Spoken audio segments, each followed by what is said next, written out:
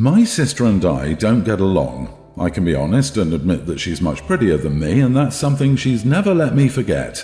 Unfortunately, both of my parents are pretty shallow, and they've always given her the best and put her first.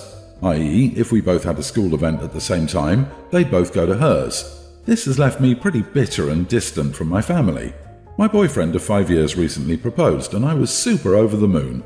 And straight out of a bad rom-com script, my sister got engaged right afterward. It didn't really faze me other than serving as a slight nuisance since my parents were more happy and involved with her engagement. My mom's been helping her plan but couldn't help me because my sister needed more help, and she couldn't devote me the time I deserved. Don't feel bad for me though, because my mother-in-law is a godsend and super sweet and genuinely treats me with enormous love. My sister told me that she booked her wedding at my dream venue, which pushed me over the edge. I know it sounds so annoying and cheesy, but I really cared about this location. It was sentimental to me. My parents got married there, and I've talked about wanting to get married there as far back as high school when I was just daydreaming. I know my sister doesn't care about my grandparents, but my parents told me to stop being so petty when I brought it up. In a fit of actual pettiness, I booked the same venue a month before my sister's wedding so I could get married there first. I checked with the venue, and there's no way my sister can move the wedding up. They're booked up, and if she changes venues, she'll lose her deposit. My mother recently reached out to me and implored me to talk to my sister. I blocked her after the first call. She tried to scream me out. Apparently, my sister's really distraught, and my mom said the least I could do was try and work something out with my sister, especially over such a huge event. I said no, but my mom said I was an idiot for not even trying to hear her out and for being so stubborn and petty. I know my mom's bias, but it got me thinking because I've been pretty staunch about ignoring her calls, and some of my cousins have told me that she seems genuinely upset. I'm not sure whether I was right or if I'm being a giant idiot by being so stubborn. I wonder if I'm being the idiot for ignoring my sister, not really for booking the venue. My sister flat out told my cousin that she couldn't care less about the venue and booked it because it was convenient. But suddenly, when I wanted to get married there, it meant the world to her. I think not. My grandparents practically raised me since my parents always missed out on my life events, so it was Grandma and Grandpa who came to support me. I was always going to get married there one way or another. Not the idiot. I see how you would be wrong to book the venue once you knew she had, but you booked your venue first. She knew you wanted to get married there, so why would she book it in the first place? She seems very self-involved and your parents are encouraging her. If I were you, I'd just cut my losses. Don't engage with your sister anymore. Why would you give up your dream for someone, let alone someone you don't even like?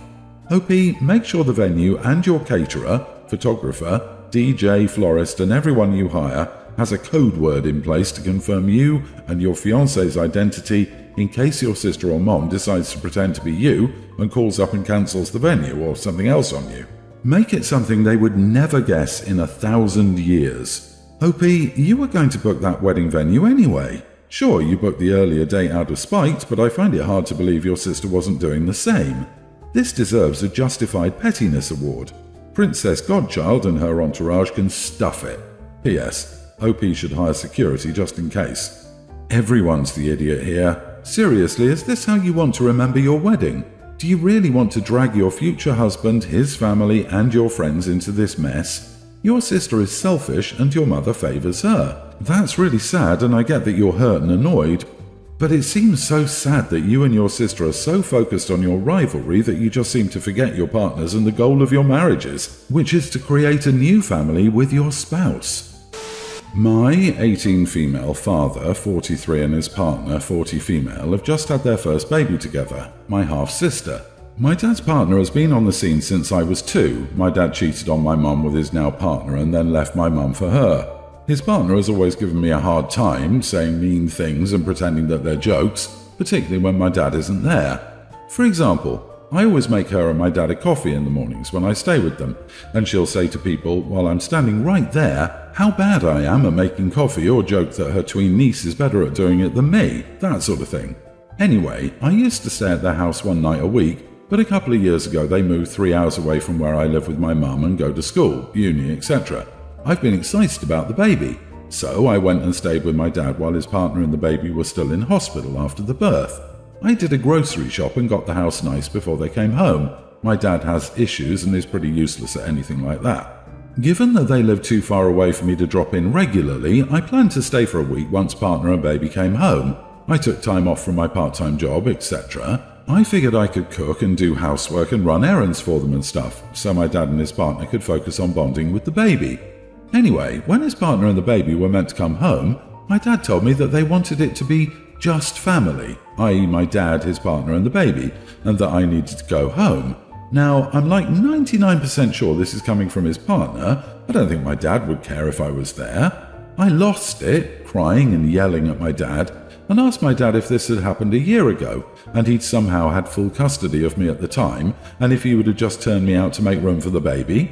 He said, of course not, and backtracked quickly and said I could stay, but I was really upset then and said no.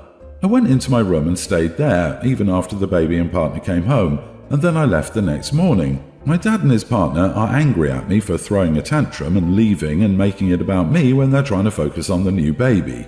I was upset and told my friend's mum about it, and she said I was being an idiot to make such a big deal over it, as I'm technically an adult, I'm nearly 19, and it's fair enough that my dad's partner just wanted to be with him and the baby.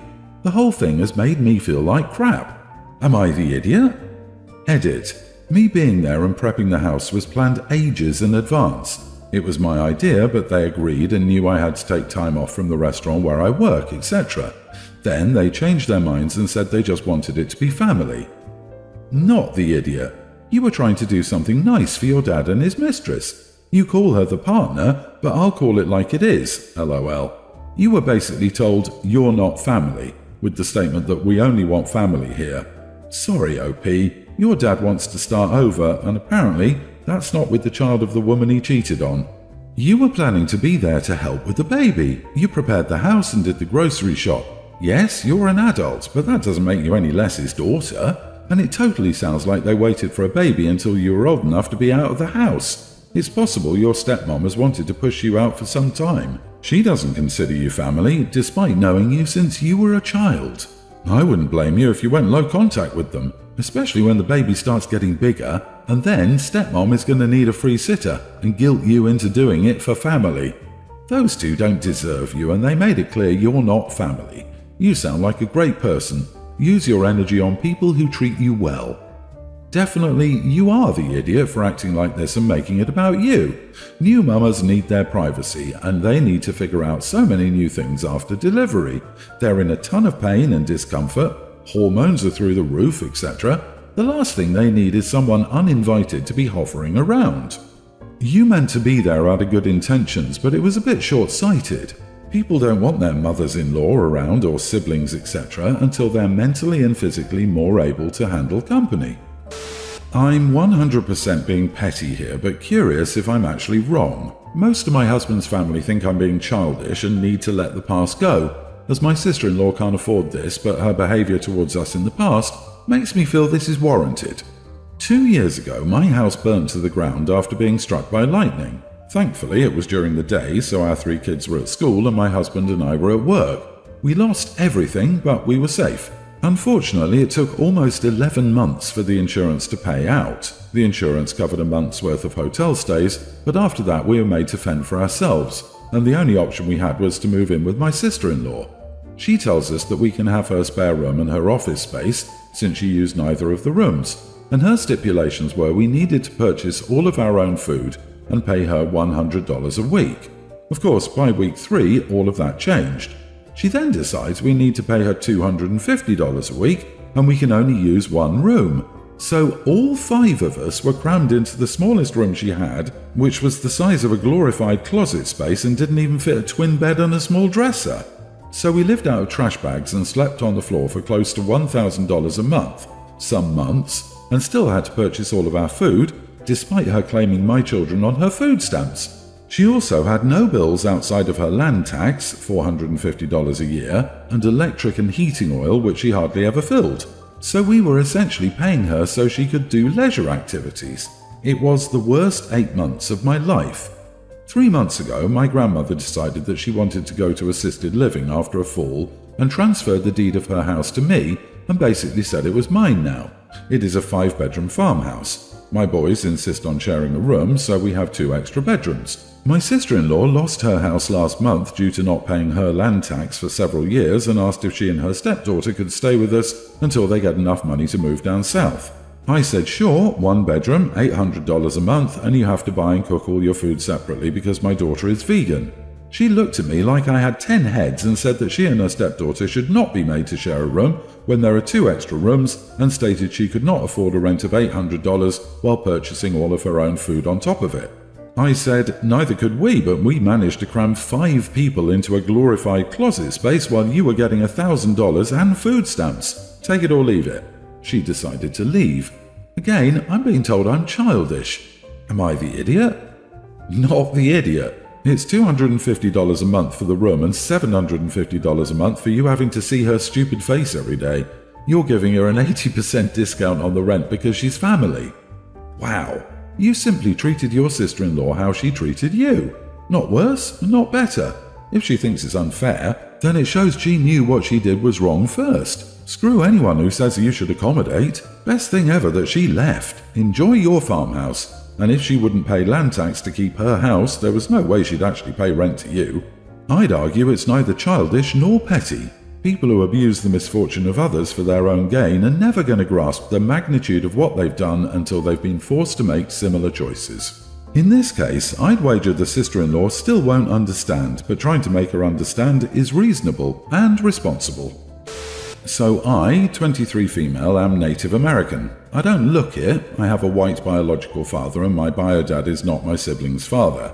My siblings, mom, grandparents and the person I call my father are Native and they look it. My skin color is rather pale because of bio dad's genes, and for a long time I was really self-conscious about it, with many people not believing my heritage or telling me to prove that I'm Native. As I've grown and gotten more in touch with my roots, I claim my heritage. And I know that genetics being weird are not indicative of my true self, that blood quantum is an outdated and stupid ideal, etc. And I speak openly about who I am, ignoring the haters. Recently, a man came into my work who was obviously another native man and told me that I had beautiful features and looked like I had native blood. I almost cried. It isn't often that someone looks past my skin color and notices my features, and it really made me feel validated. We talked about cultural stuff for a little bit while I rang up his items, and when he left, I couldn't stop smiling. Then I noticed my co-worker looking super uncomfortable. I asked them what was wrong, and they said, "Well, it just makes me uncomfortable to hear about your supposed heritage." I asked them what they meant, and they said, "There's no reason to talk about that stuff at work, and it makes me uncomfortable to hear about because I don't have anything like that to talk about, so it's unfair too. You get to pretend you're special, and it's annoying. You look white, just accept it and stop trying to be special all the time." I got really mad at them and said that just because they weren't connected to their roots didn't mean I couldn't be proud of mine, and that maybe they should look into their ancestors and see if they could find something cool. They might be Irish or East European or Scandinavian or something, and those cultures have rich historical backgrounds, which they could learn about, and then they could have something to talk about too. They got really mad at me and said that I should stop talking about it, and they called me a jerk for acting like I was better than them. I don't think I do act like I'm better. If they could connect with someone and talk about their heritage, I would be so happy for them. Am I really the idiot? Not the idiot at all. I'm white and white people are boring. Stop being different and interesting and just be white and boring like me so I don't feel bad. It's some weird mental gymnastics that this person is going through. Embrace your heritage and culture, and don't feel bad about your co-workers' monumental insecurities. You absolutely do not have to tone yourself down, so be you always, whatever that may be. Your co-worker could choose to look at their ancestry with happiness instead of being as jealous as they seem of your beautiful history.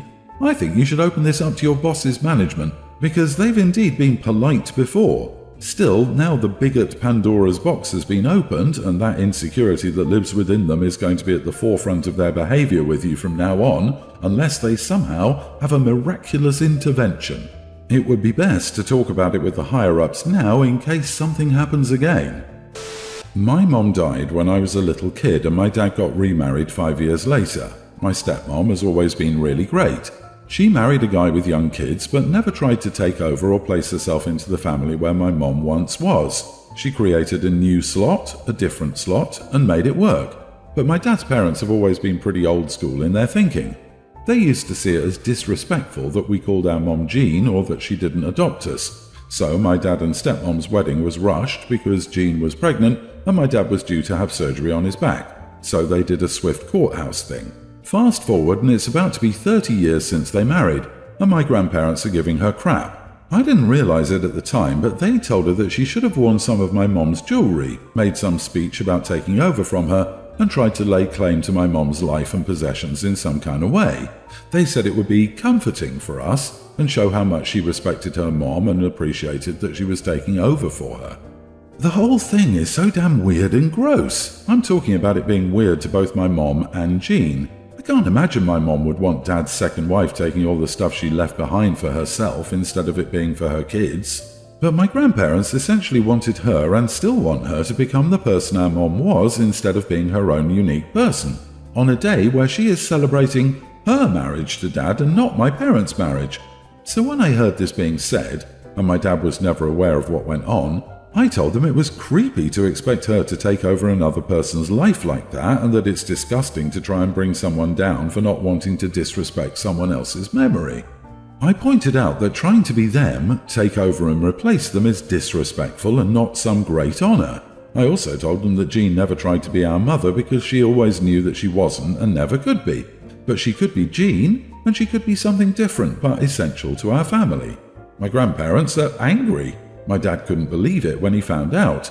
He was so mad at his parents. Other family members are saying I took it all out of context and that I was the one being disrespectful to my grandparents and to Jean. Am I the idiot? Not the idiot. 30 years and they're still going on about this. Gross. Women are not interchangeable parts to plug into roles. I'm proud of you for defending Jean. Even though the situation was BS, I bet at that moment she 100% felt that how she approached the situation when she married into your family was exactly perfect because your respect, love and loyalty toward her were genuine. You know, when you read stories like these and you see family members that weren't even present saying, "I took it all out of context" or something along those lines, you know you have a messed up family. Like, geez, you took it all out of context? You weren't even there. So then they say, "We'll apologize to keep the peace." LOL. That's when you start no contact.